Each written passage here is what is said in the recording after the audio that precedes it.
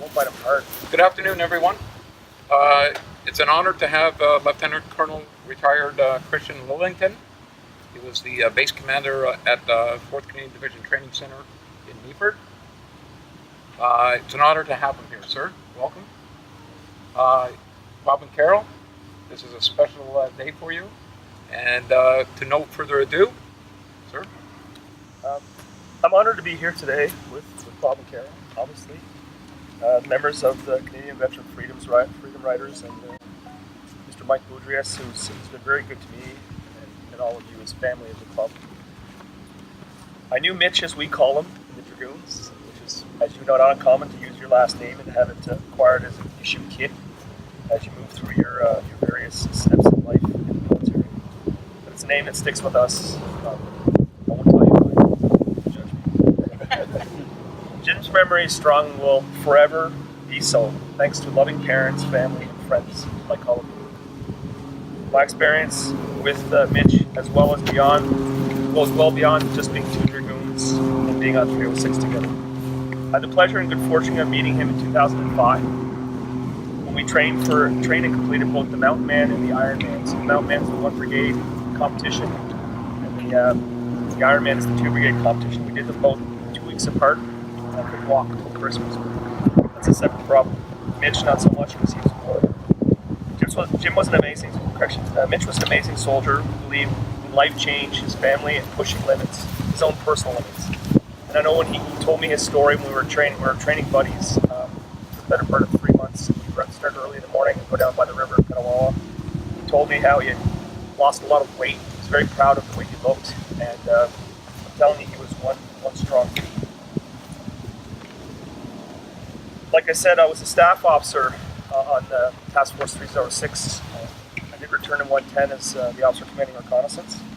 But I was in the operations center when Jim and Mitch and the whole troop was ambushed, doing a very important role of vital lines of communication and building a road in Pandyway. I know for a fact that he was an integral part of his crew, his patrol, and his troop. His valor and courage on that day and every day will forever be honored. And that's what's important to me, is that we always honor those that serve, living, and those that are no longer with us. I believe that most citizens in Canada use the 11th of November as a time to pause.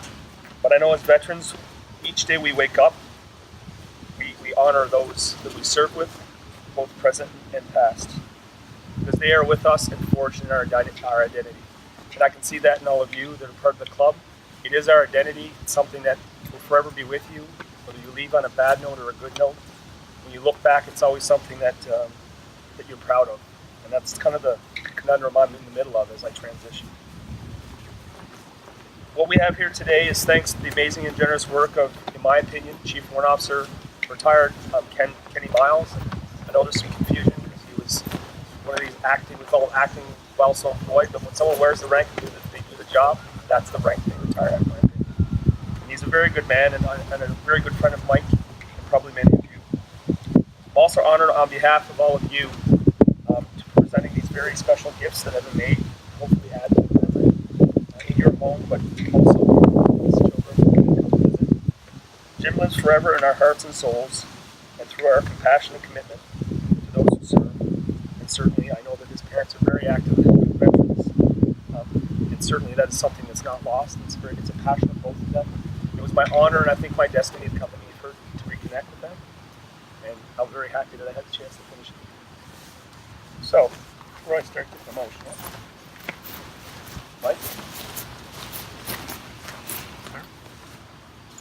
So the first block we have is obviously a really good, speaks to a lot. I mean, obviously he was a Dragoon, and I know we all come from different backgrounds and regimental families, but I'm very proud to be a Dragoon. And I was a Dragoon pretty much at the same time he joined, because I used to be part of a different regiment.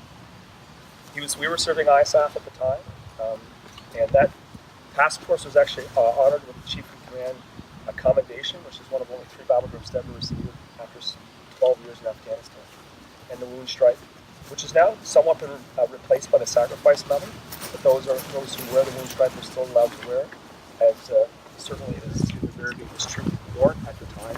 This will be very special to know that you're receiving this on behalf of the regiment today. And as you know, the campaign star was one of the few campaign stars to ever be in recent Canadian history and was reintroduced for Afghanistan. And it's something that I'm very proud of myself to wear with several medals. So on behalf of everyone here, and certainly Ken, who made it. You good there? Yes, sir. We're not done.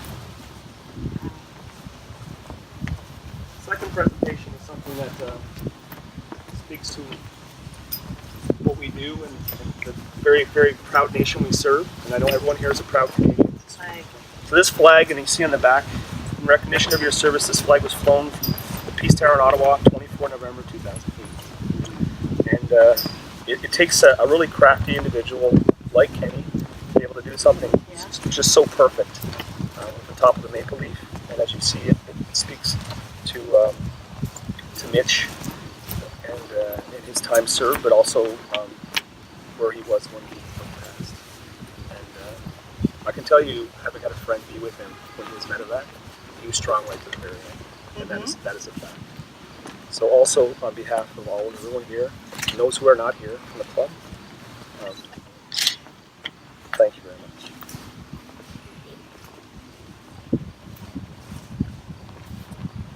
So there's a special token, and I think you understand that when we have formal dinners and we get in a good bib and tucker for things like mess dinners and the like, Lily Fontaine, etc., we put on our minis. And he made one for each of the kids. He did. Two, yeah. Yes, as well as for you. So another special and very unique, obviously, with children. The Commander-in-Chief coin. So the way this works in the military is if you've earned it, you always wear it on your left pocket.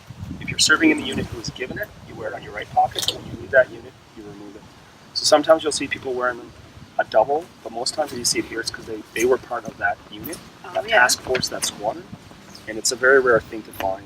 There's very few units that have been given it. There are 3 task force, one from each of the divisions, in addition to the Patricias for the Medak pocket, and then the own stripe. So I think that's a very nice memento for his children, and I know that you guys do everything to make sure that his memory is alive, and if they understand this act. So we'll just put those right there, and maybe we'll just do a group